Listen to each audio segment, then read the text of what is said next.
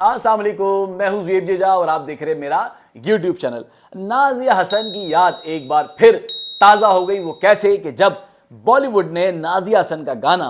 आप जैसा कोई मेरी ज़िंदगी में आए, ये गाना बहुत ही मकबूल हुआ अपने वक्त और अपने दौर में। और ये गाना बिलाखिर बॉलीवुड को भी लेना पड़ गया और इससे पहले भी ये बॉलीवुड की एक फिल्म में गाया गया था नाज़िया हसन की जानिब से, जब वो बहुत ही छोटी थी। यानी कि छोटी सी उम्र में उन्हें पॉप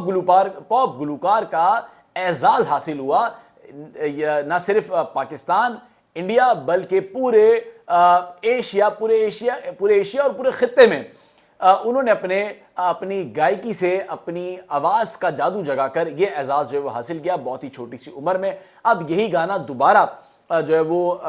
मलाइका अरोड़ा पर जो है फिल्माया गया है, जो कि आइटम सॉन्ग्स करती हैं। और ये गाना नाज़िया हसन का है और एक बार फिर नाज़िया हसन की याद पाकिस्तानियों के लिए ताज़ा हो गई है। लेकिन जो फिल्माया गया है ये सॉन्ग जिसके ऊपर, और जो सॉन्ग है उसको जो इन्होंने थोड़ा सा उसमें तब्दीली की है वो कुछ मज़े की नहीं की है। यानी कि जिस तरह से उसको गाना चाहिए था, एक तो उस तरह से नहीं है, और दूसरा जिस पे फिल्माया गया है और पाकिस्तानी जो है वो उसको जिस तरह से नाज़िया हसन के रूप में देख रहे थे, तो थोड़ा सा जो है वो मज़ा नहीं आ रहा है। और दूसरी तरफ जो ज़ख़म थे, यानी कि जो ज़ख़म सूख गए थे, या जो ज़ख़म गहरे ज़ख़म जो थे नाज़िया हसन की ज़िंदगी पे, फिर ज़ुएब हसन ने कुछ इंकशाफात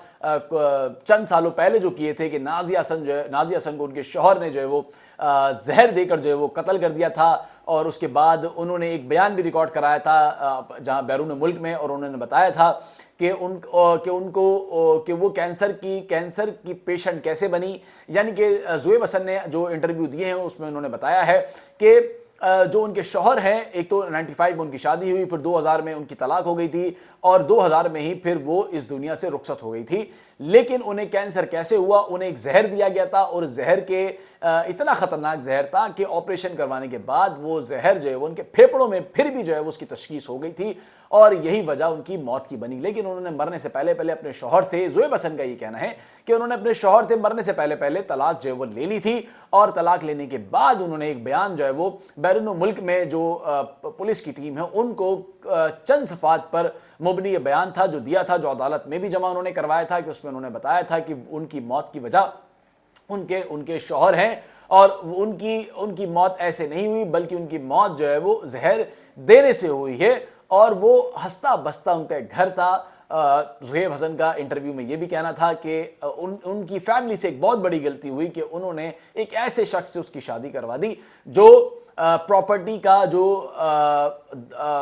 कह लें कि माली और जो ऐशो इशरत का भूखा था, जो कि चाहता था कि उसकी तमाम जायदाद जो है वो उसके हाथ चढ़ जाएं, और वो उस जायदाद के बाद जो है वो अपने रास्ते से उसको हटा दे। अब एक याद ताज़ा तो हो गई है, लेकिन जाहिर है कि इस तरह के भी मामलात हैं जो सामने आते हैं, तो अफसोस भी होता है। अब नाज़िया हसन ने जाहिर है कि वो अपनी तालीम जो है वो बैरून मुल्क में ही उन्होंने की थी। फिर सबसे पहले जो वो उन्होंने गाना जो गाया वो भी जो है वो बॉलीवुड के लिए गाया। फिर मुसलसल उनके ज़ुहैब के साथ जो है वो मुसलसल कॉन्सर्ट्स और मुसलसल जो एल्बम्स थे वो उन्होंने रिकॉर्ड कराया। अब मलाइका अरोड़ा ने जो है वो इनका गाना गाया है, और एक तरफ मलाइका अरोड़ा ने इनका गाना जो है वो फिल्माया है, और फिल्म जो है वो इनकी कुछ दिनों में जो है वो आने वाली है। उस फिल्म में ये गाना जो है वो आपके सामने होगा, लेकिन इस गाने को उन्होंने आइटम सॉन्ग बनाकर जो है वो पेश किया है,